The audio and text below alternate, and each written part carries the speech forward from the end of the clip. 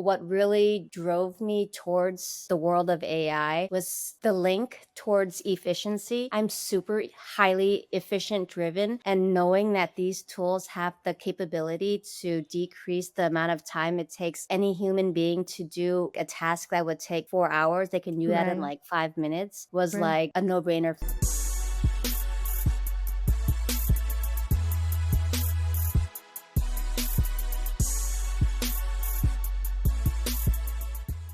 Thanks for joining me on this purpose-driven investment podcast with my friend Tiffany Chau today. Hi, Tiffany. Hello there. Where are you based at, Tiffany, now? Florida? See this Mickey Mouse? Yes, Mhm. I am in Orlando, Florida. Were you born and raised in Orlando, Florida? Since No. you're I was born in the Bay Area. I know you have encountered some health issue, and then kudos to you to kind of overcome that. And now you have been running a really thriving TC business. Are you still doing that as your main business I'm avenue? branching. The team, we still do TC services, but individually, I'm not really focused on doing actual TC work as much. Mhm. I'll do files here and there, but I really would focus on more handing that off to the team so that I can work on pursuing other things. I didn't mention this to you. I'm actually doing a land wholesaling. So I'm kind of getting really big into land as well. But AI is my other real primary focus. And there's so much involved with AI, just staying even up to date with all the Right. updates and the new tools. It's impossible to keep up with everything, but just doing that itself has been like a full-time thing. I'm constantly amazed by how much progress the AI has been made within a year, starting from just hearing about it now, everything's AI driven. And what caught my attention to set this call with you is I've noticed that you have been posting a lot of very helpful tips on your Instagram. And what caught my attention was your ability to explain AI functionality in a way that a not so tacky person like me could understand. So that's why I said this call. So thank you for deciding to come up to talk about your expertise. I'm going to start with the problem. And then I know you have a AI consulting business currently that you're focusing on more individualized plan with different type of investor. Before we dive into that, I wanted to give you a chance to talk about why did you start with the AI consulting business, because it was quite different how you started as a TC and then move on to AI, right? What made you decide to dive into the AI consulting business? Unpacking everything from the very beginning of what you said. So, you mentioned that I explain things in a non techie way. And the reason for that is because I am not innately a techie person. I actually did horrible in science engineering in school. So, that's not my forte. But what really drove me towards the world of AI was the link towards efficiency. I'm super highly efficient driven, and knowing that these tools have the capability to decrease the amount of time it takes any human being to do a task that would take 4 hours, they can do that in Right, like 5 minutes, was right. like a no-brainer for A me. no-brainer. Yeah. Yeah. And so that is something that you can easily apply to anybody. Unless you're just sitting there on the couch all day long watching TV. Even that, like, you can probably find some AI stuff to help you. But I mean, anyone can benefit from some sort of AI. The main task, though, is identifying what problems. So maybe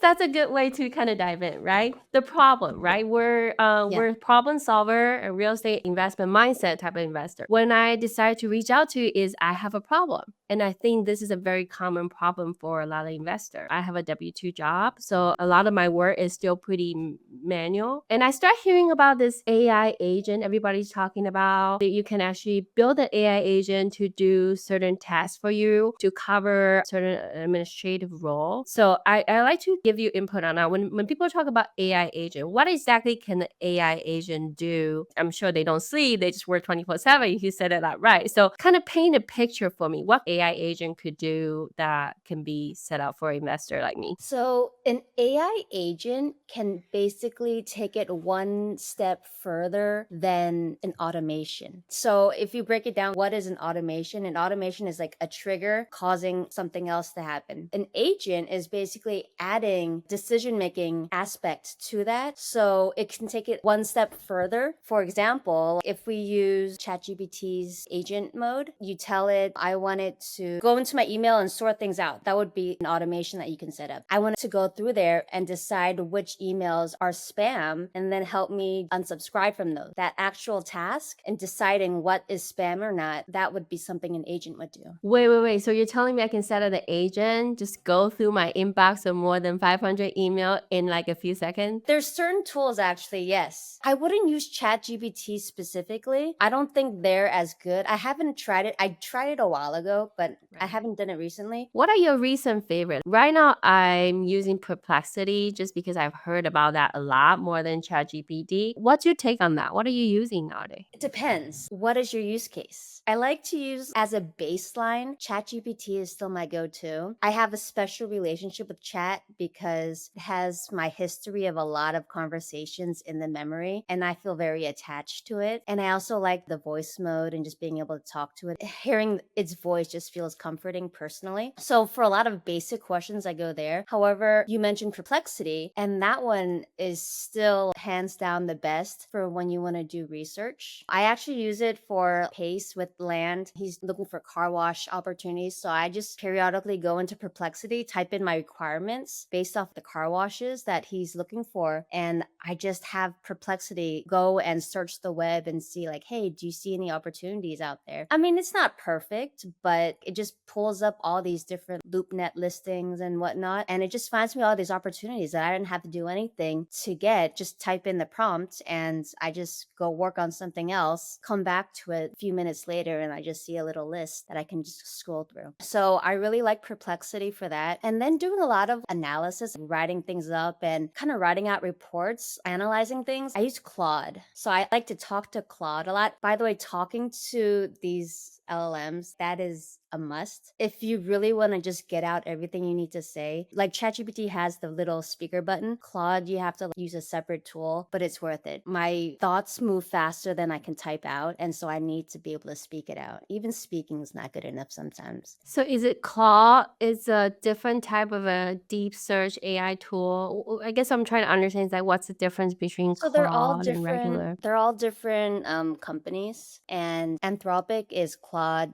OpenAI is ChatGPT. And so they all just have something different that there's benchmarks. There's these research companies that are just running these random benchmarks, testing them for doing certain tasks. And certain LLMs just rank better with different tasks. So Perplexity is better with deep research. There's been proof of that from people's experiences. Honestly, like if you were to just use ChatGPT, for instance, and just rely on that, that can get you so far already. You don't need to use anything else. But there's other options should you want to explore or even compare different responses. Like you put in the same prompt into different LLMs and just see which response you like the best. And then you like, okay, well, I like Claude for this specific type of question. I'm just going to go to them for now on for whatever. So what would your recommendation might be for a person maybe just say, hey, I wanted to start trying out AI. There are so many. What should I get? Hey, to get a subscription because there's so many. If it's just a person they want to try out the first thing, would you tell them to get ChatGPT or would you tell them to get Perplexity or it doesn't matter. Start somewhere. I would say get ChatGPT because you can use the free and get so far with that. I Claude, you see. can also use, you hit the limit faster with Claude, but I think ChatGPT free is like hands down, like anyone should have that. Just they should. As your personal Not therapist, just even that. voice So the into like fact what's that up. the fact that you for Mhm. free, you can literally use everything and just they don't like limit you. It's pretty amazing. I mean, you can't use the like projects feature or you can't create custom GPTs, but I mean, Yeah, so much you can do about it. So let's talk about what other function that could really help us as a AI agent. For example, for me, I reach out to you because I'm thinking about having an AI agent who will handle phone call. Because throughout the day, especially you send out a whole bunch of lead gen, it's gonna have people coming back to you and respond. Often they call back, I cannot pick it up, or maybe they call back during the time I'm on another phone call. And it's gonna be a big issue if you don't pick up that phone call at that time. Because most of the time these people sometimes they call back, expect the response right away at the heat of the moment. If you miss the opportunity, they may not ever call back. So my thinking is that I don't want to lose that. I want to have a AI agent who can handle basic function, talking, or even text to sell it back automatically. It doesn't need to be very deep conversation. Just, hey, what are you calling for? I'm just thinking like running through my mind. Maybe try to triage the problem and set an appointment. Is that a realistic function for AI agent? Girl, that is exactly what the voice agents are for. That's Yes. exactly what they thrive at. That's why you wanna get them. Like, Mm-hmm. the main pitch for a voice agent is that, A, it's for those people who have more inbound calls than they can handle Right. manually with a human being. B, for people who don't wanna keep paying for people to be on the phone constantly all day, you'd save a lot of money. And C is Correct. for They're those not cheap. hours ones, right? The off Yeah. hours calls that come in at, Yeah. like, if someone calls you at 10 PM, everyone's gone home already, or even, Right. like, a 3 AM, Yeah. call, whatever, Or 5 and you AM. Say do I wanna security management, right? And, like, a toilet Right. explodes at 3 AM, no one's gonna Right. be there to answer the phone, but their voice AI Oh agent my will god. all the That time, would be right? so wonderful. I remember there's a late night call we got when we used to still own more small single family home that they will call us middle of the night. That literally will ruin your evening. Like I'm not very good at blocking out that kind of anxiety. So it's almost like you have this like unresolved task. Like, the tenant call you, oh my God, they have something that break down. Like I need to call somebody to get it resolved, right? So I would think that would be so helpful if they make a call and funnel through a general phone number. We give it out to all the tenants. They just punch in, okay, is it a maintenance related task or is it just for tree fall down? Or I don't know. Like maybe you can structure in like triage a different bucket. And then the different bucket would be maybe hit one, go book an appointment, or hit two, or send an email. I don't know. Maybe try to expand my mind a little bit. What kind of a capacity that the AI agent could do? So basically, what you described there is like the phone tree model, Right. right? Right. Like hit one if you want to talk to someone about this, hit two. That's one of those things that we're trying to actually avoid because that's kind of a bottleneck. And we've noticed that people don't really like that as much. We can do that if that's Right. what you prefer. Or just set But a call, book an appointment because they want to talk to human. It'd be if they just want to simple talk to a as human, then yeah, yeah, right. just Could be as simple as like, okay, the person you're trying to reach is on the line. May I take the phone number? We'll call you right back or something like that. So we don't miss that opportunity. yeah, Right. exactly. When leave a message, let Shinyi know why you're calling. Mm-hmm. Perfect. Yeah. So Right. if it's just like a basic receptionist, the thing is, there's so much fluidity in this because it's all prompt based. You give the AI guidance on the outcome that you're trying to achieve, and then you give them any criterias in between there that you need to happen in between, right? Like questions that need to be asked. I need to know this person's name. I need to know the return phone number, things The like that. time to Like, call I need to back. know this Yeah. before I end this call. Those are things that you put into the prompt to make sure that AI has the correct knowledge to come to the outcome that you need to follow up with this person again later. So like for me, right, I have the lead coming in that's, more like a buying and selling real estate. And there's another side of it, it's property management of our existing rental. So when they first come in, I'm thinking is that you have to kind of either go through one side or the other. Are you calling for property related, set of showing, or are you calling in for respond to an ads or something like that? Can they do that upfront? Because this will be some sort of not phone tree, right? How would you call that? Like a triage to different route. So you're basically saying that you have two different businesses Mm-hmm. that you want to funnel people in through the same phone number. Right. Then from there, solve their individual needs. So basically, it will be funnel in, like for example, maybe the people calling in respond to a note or ad that we posted it. Like for example, for your land investing business, right? When I imagine when you send a whole bunch of inquiry or direct mail or however you advertise it, people gonna call back or text you back. You call the number you give it to them or text you. How do you capture that? Do you have manually pick out those phone call every time they call, or you just have an agent can help with that? That's what the CRM is for. Everyone is logged as a contact in there. So whenever they text back, I know exactly who it is. And then the CRM platform tracks all of that information for me. What you were saying with having them call that specific voice AI number. So if they're like a cold contact that you don't have the contact for, that saw your listing, so you don't know who this random Joe is, then you would, yeah, be able to just tell them, like, make sure you get this person's full name. And then not only do you ask them for the name, you confirm the spelling of the name, because a lot of people, like, they might have an accent or they might Mhm. have like a weird spelling of their name. So you want to make sure you Right. confirm that. Same with emails. Those are part of the information that you want to confirm before you end the call. When we talk about prompt, do you have to write code or you just prompt them with a different language? I know It's everybody's like, prompt, it's all about the prompt. How do it's we super find the prompt? it's super complex. This is what you type in, okay? You write, make sure contact gives me their name before ending the call.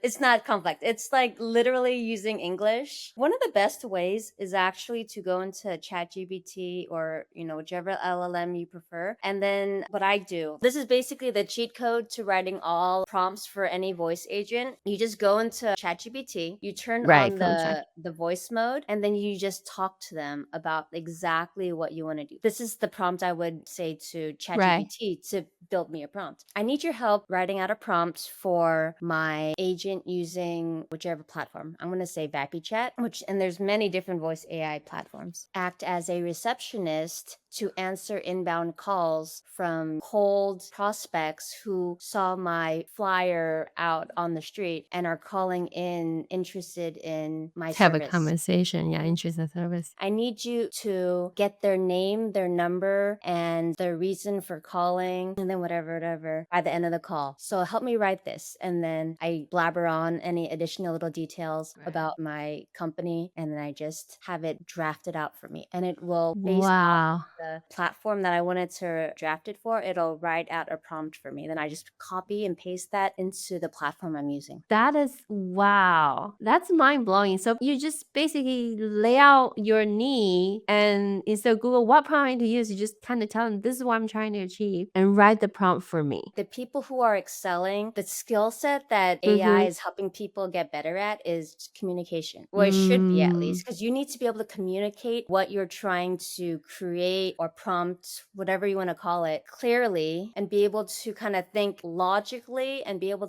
to think set the like criteria. strategically. If you think about what you say to someone, there's different ways it could be interpreted. Being able to kind of foresee how could this be interpreted by this person or this thing that has no context. So what Right. context do I need to give it? And being able to think like that, that's what AI is training us to be able to do. At least if you want Ah. to be able to use it well. Is it just going to be a button pop out say, okay, this is the AI agent you just created using those prompts? Different platforms, they word it differently, but one of them, they literally just say, what is your prompt? There's maybe like a box here that lets you define a personality that you want it to have. Another one is just like Ah. the prompt of like the outcome. That's exactly, you just paste it in there. I'm not lying, Ah. that's all it is to get the voice agent set up initially. And then there's also connecting it to whatever CRM or platform that you're actually using it. And that Mhm. sometimes requires a little bit more like technical aspects to it, like connecting APIs and Mhm. whatnot. But as far as just actually getting an agent that you can just test and talk to, it's that easy. Wow. So that can be linked to any sort of CRM and just basically the caller, you mean the response can be just immediately pulled into CRM. And is it possible that we demo something like basic? I'm just thinking that I sort of get it what you're explaining to me so far. And then we can research the prompt, we can input that criteria into some sort of platform and it would just work. On the CRM side, that probably gonna be something that I need to hire out for people to help me connect it together. 'Cause I feel like that would be the more tacky side of things. That's the thing. It's like as a TC, right? It's the same Mhm. thing. It's like you can do it yourself, you can figure it out, or just hire TC. Same thing Right. with this. Like you can figure out how to connect your APIs or just hire Right. someone to do it. That's when I realized that's just some sort of limitation. It's just better for people who can help you set it up. You just tell them what you're looking for. And what about the AI agent who can help with like emailing, cleaning stuff? Do you currently have one to help you with that? Yeah, I used this almost half a year ago. I actually made a video on this. I went through my email. I had 7,000, some crazy number of emails, and I just Right. went through there in like half an hour. I just went through everything. everything and put them all into folders and then put the rest it thought I would never need to look at Can you again into a index them? hole. Exactly. Like with everything, there's like multiple solutions for everything. There's like specific apps, like specific email organizing apps that you can use, or there's solutions where you can use something like Zapier or Make or N8N, one of those types of platforms Mhm. to create workflows and automations that can actually help you clean out your emails as well. I think it really depends on how many emails, like, do you have like this huge backlog of like 60,000 emails that you need to clear out? Those might overwhelm a workflow. Those might be better for like these specialty email tools. You just want to like sort like your daily as they come in, have Uh-huh. them Right, filter through this workflow. That would be a right. very good use case. That's why I like to do these AI audits because everyone's situation is so different. Even if it's just emails, you have specific stuff within the emails that we can Mhm. dive into, which I would need Mm. to ask certain questions to really understand how to recommend. People asking the question of how do I get into AI? Oh my God, Ah, that's such a that's huge just such a broad question. like I can't even Yeah, answer I that. can't even start. Yeah. So that's actually a good segue. I know you're starting your AI consulting business, right? You just mentioned about AI audit. Maybe let's do a role play. If I'm coming to you as a client. It's a very basic few set of questions to start. My question would be, what is your business? What do you do? Okay. I do a lot of real estate investing. The majority of my income coming from rental cash flow. And we started doing more distressed property kind of lead gen. So typically these kind of clientele are being contacted through email or text through different kind of a situation. That's why I've noticed a lot of time the prospect will call back the number. However, there's nobody picking up the number phone call right away, which is bad for business. What kind of AI function that I could implement? Even before we go there though, Mhm. like what is currently your most manual day-to-day tasks? Like what Mhm. do you spend the most of your time doing? Going through the leads because we go with the property that has more equity because you probably would know not every lead is a deal and we do a lot of pre-screening but that's all manual like looking at all the data different data and once we have that and then we screen it down to a shorter list that's when we start using the contact email phone number to then contact the prospect to see if anybody's interested in selling. So more for like, is it underwriting? Is Yeah, it more like cleaning your data enrichment? more like underwriting, I would say. Basic, very simple napkin underwrite. What's the value of the asset? Quick estimate, and then how much money they owe, how much debt obligation they currently have to then figure out the spread. Once it's meet certain criteria, let's just say above 50,000, then we will then initiate the contact. So that is the general idea. And then for that's one side of business. And the other side of the business is managing tenant. We have grown to a point that most of our tenants are doing really good. We screen them really well upfront. So we rarely get any after hour phone call. Every now and then there will be some maintenance requests after hour. I'm trying to make sure we have a system in place that they have a way to contact us but not really reaching us. Like that can be logged on the site and then during the business hour, somebody will reach back to them. Except for when it's super urgent, like flooding that need to be addressed right away, then that can go through us after hour, like super urgent. That's the goal. So, for everything that you've said specifically, it sounds like, I mean, it's not new. We talked about this already about having a Right. voice agent Agent. in there or and like a texting one. So, really Mm-hmm. just having like platform like Go High Level would be very helpful for you, Mm-hmm. Go high right? level. What do you use currently? Do you have a CRM? I don't currently have CRMs. I'm considering getting it, but the volume is still not big enough because I'm not a full-time wholesaler or full-time big team like doing this. I'm not dealing with like hundreds and hundreds of leads.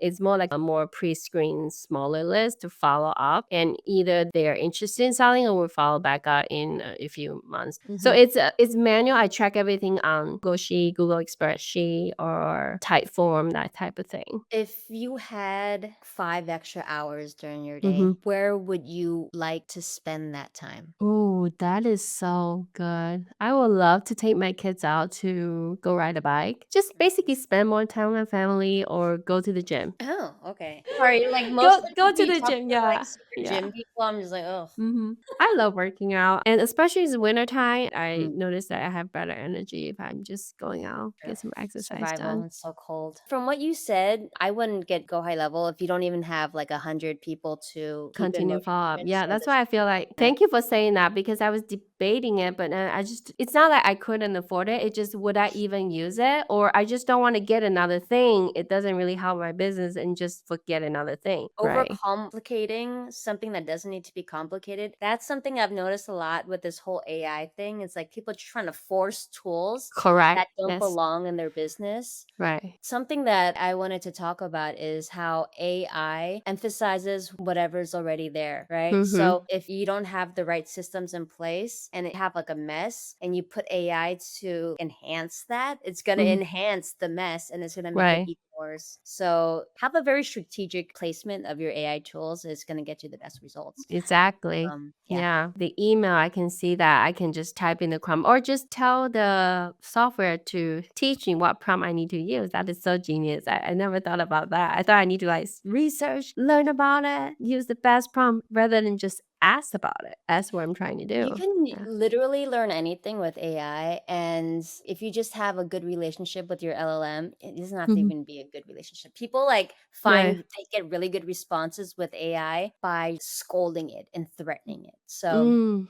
I Oh, guess really? depends on Okay. your what a relationship you wanna have with it. Regardless, though, like, you can learn literally anything with AI, keeping in mind that it is AI, so you wanna verify certain things, what you ask it, but any question that you have can be solved with AI. It's pretty remarkable. Do you still remember the video that you posted on Instagram about how you have the AI agent go through your email, sort through it? After you said, I'm like, I need to go look it up. It's called SaneBox AI. You 60,000 said it unread as a chat. emails. I need help. So I checked out this website called sanebox.com, and what they do is they sync up with your email and use AI to automatically sort your emails into folders based off of their level of importance. You Let can me really go make look it whichever up. folder you want. They have one for newsletters, one where you're CC'd on there, one called a black hole, which is basically a giant trash bin, or just make your own. Every new folder is created within your email, and every day Sanebox sends you a digest which summarizes all of your unread emails for the day. And if they put your email in the wrong folder, you just train the AI by dragging it into the correct folder. For instance, I dragged this into the black hole, and from now on, every email from that person will go straight to my trash and I'll never have to see it again. Wow. 61,000 of my emails were just newsletters, so now they cleaned out my inbox, so I'm down to 21. Much more manageable. So would you use this That app? is Let me know. fantastic. Oh my gosh. Yeah, that was a That's while such ago. a breeze. Yes. So everybody should follow your Instagram. I see you posted a lot of very helpful tips and I'm so proud of you. Thank you.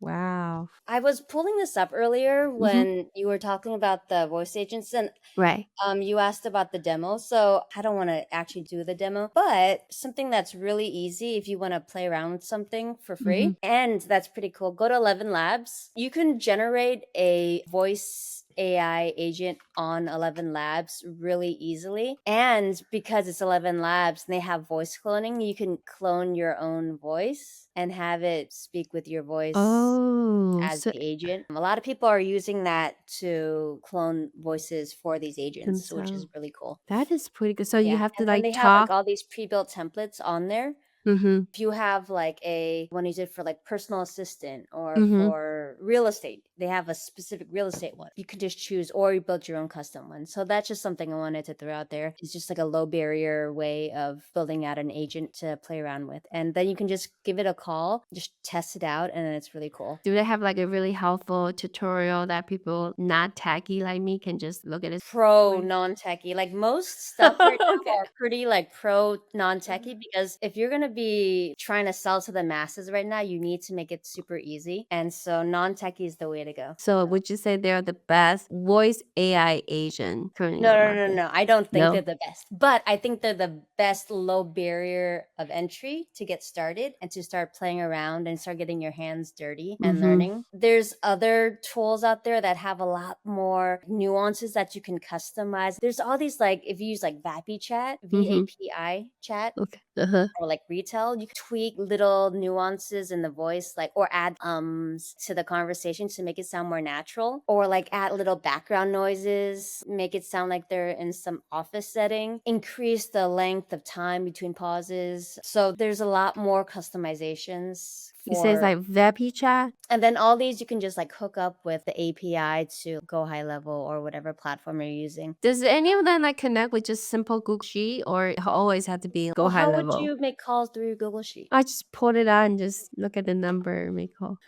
Oh, you mean I give the lead to my partner. They have like a cold calling company to call that. And then once they have like a warm lead who reached back to us, we'll do the follow up call. That's when we just basically pull out the sheet and just look at that and just type in the number manually. I don't have like a dialer or anything fancy like that because I'm not like dialing like hundreds and hundreds of every day. It's usually the warm lead that people are already interested in talking to you because the cold calling already did most of the work up front. there's two ways you can do it. You can either manually just type in the phone number and then have it call, and then it'll, like, after the call, it'll spit out a post call script. I think you can do that through the platform. I might be wrong. I haven't actually done that with individual numbers like that. But an alternative, this one is a little bit more techy, but you would create like an automation, N8N, for instance, right? Not saying I'm like a huge N8N builder, but that's one platform you can use to just build a simple automation where you just kind of have the input of the phone number. Every time I drag this phone number into this Google Sheet, it triggers that automation in this specific cell that calls to Vapi Chat to make a call to that phone number. And then after the call, it'll like log it into the cell next to it with the call notes. And that would be your automation. But That's actually really